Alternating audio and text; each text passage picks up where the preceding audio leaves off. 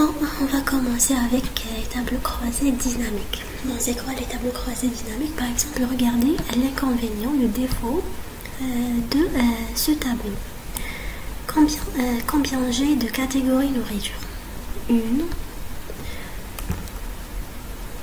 2, 3, 4, 5, 6, j'ai plusieurs. Donc si je vous dis depuis le tableau, vous devez synthétiser combien j'ai le coût de nourriture. Vous allez calculer, d'accord? Cette valeur, avec cette valeur, avec cette valeur. Donc le tableau, il n'est pas significatif, d'accord?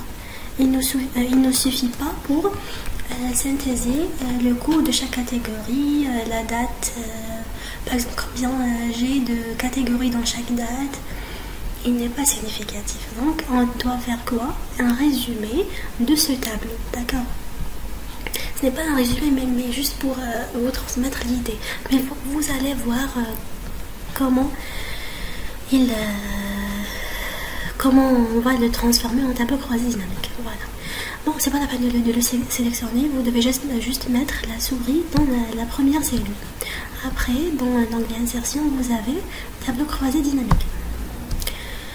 Bon, sélectionnez un tableau au plage. Voilà le tableau sélectionné. C'est notre tableau, tableau 1. Après, choisissez l'emplacement de votre rapport de tableau croisé dynamique. Donc, il vous demande soit de choisir où vous voulez placer votre tableau croisé dynamique, soit dans une feuille de calcul indépendante, dans une nouvelle feuille de calcul, soit dans la même feuille de calcul, donc la feuille de calcul existante. On va choisir le deuxième choix. Oui, référence de destination non valide. Pourquoi il nous a affiché ça? Parce que on n'a pas précisé la destination, la référence de destination. L'endroit où on veut placer ce tableau, par exemple, je vais sélectionner cette cellule. C'est bon, ok. Où est le tableau croisé dynamique? Il n'est pas encore créé. Regardez, qu'est-ce que j'ai là? Date, catégorie, description et coût. Qu'est-ce que c'est? C'est les colonnes de mon tableau, d'accord? Voilà. Pour créer le tableau croisé dynamique, il suffit de glisser ces colonnes à ces champs. Donc, mon tableau croisé dynamique, dans mon tableau, je veux avoir la date dans la colonne plutôt, par exemple, et catégorie par exemple dans les lignes. Et je vais pas voir quand même le champ description, je vais le supprimer, d'accord? Regardez qu'est-ce que j'ai. J'ai un tableau avec des lignes et des colonnes, mais pas de valeur. J'ai la date en colonne, juin, juillet, août et total général. Et en ligne, j'ai les catégories. Bien sûr, je peux les renommer. Catégories. Et ici, j'ai la date. Bon, pour placer les valeurs ici, je veux faire quoi? Glisser ce champ coût ici. Voilà. Qu'est-ce que ça veut dire ce tableau? La électricité. Son coût est 77 au mois de juin.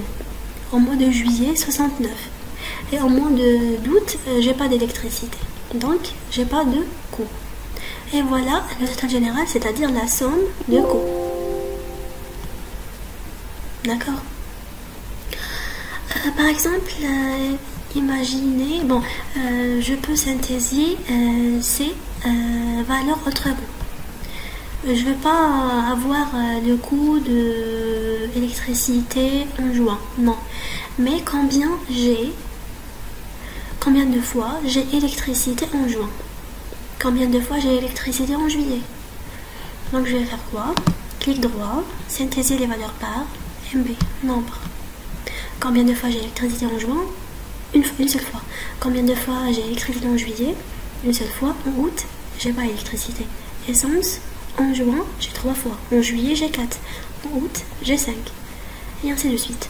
Le total général, c'est la somme de ces deux nombres. Bon, on peut les synthétiser autrement aussi, moyenne par exemple, par max, par min, par produit, mais dans cet exemple, on s'intéresse au nombre et somme seulement.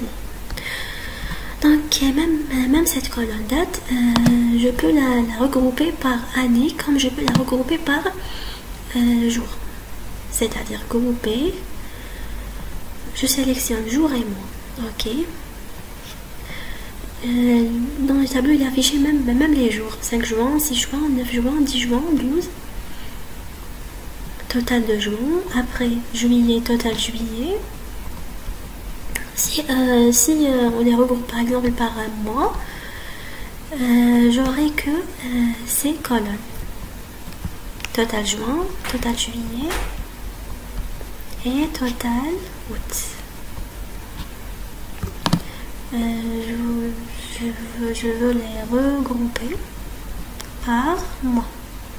C'est plus significatif parce que le tableau il est plus petit, il est plus lisible. Voilà, c'est tout.